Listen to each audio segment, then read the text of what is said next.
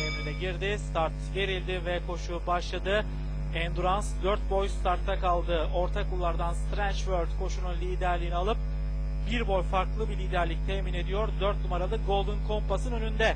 Daha sonra dış kullarda 8 numaralı Doktor Korhan'ı izliyorum. Dışlarına doldurup gelen 1 numaralı İzmit Bey var.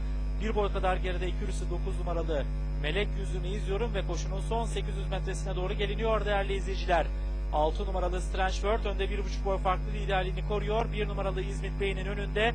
Üçüncülükte 4 numaralı Golden Compass'ı izliyorum. Daha sonra Doktor Korhan ve bu şekilde son 600 metreye doğru 6 numaralı Strange World 1 boy farklı lider olarak geçiyor.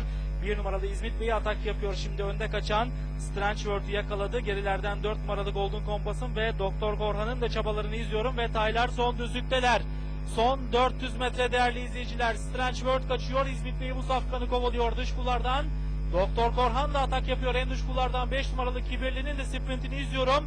En iç kullardan şimdi 9 numaralı Melek Yüzüm de atak yapıyor. En iç kullardan çok iyi bir yol buluyor 9 numaralı Melek Yüzüm. Koşunun liderliğini alıp farkı bir boya kadar çıkartıyor. Dış kullardan 5 numaralı Kibirli atak yapıyor. Melek Yüzüm önde. Dışarıdan Kibirli geliyor ama potayı 9 numaralı Melek Yüzüm buluyor. 5 numaralı Kibirli ikinci, 8 numaralı Doktor Korhan üçüncü olurken son hatayla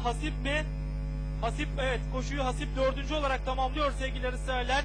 Dördüncü koşu olan Altılı Gaye'nin birinci ayağını 9 numaralı Melek Yüzüm Gökhan Gökçe ile kazandı. Bu koşuda 1 numaralı İzmit Bey isimli tayla ekür olarak start aldı.